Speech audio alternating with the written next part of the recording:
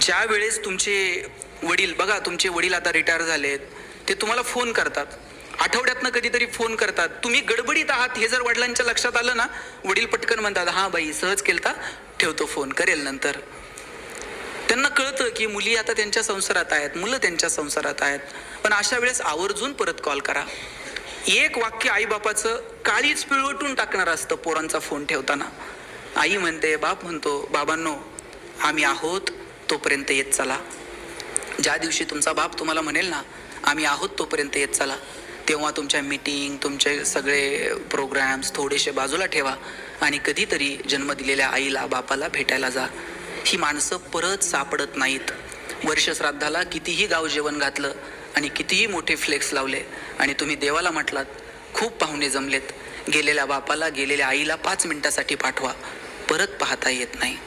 या जगात इकडं तिकडं देव सापडो न सापडो मला माहीत नाही, पण देवानं प्रत्येक घरात आईबाप म्हणून जन्म घेतलाय.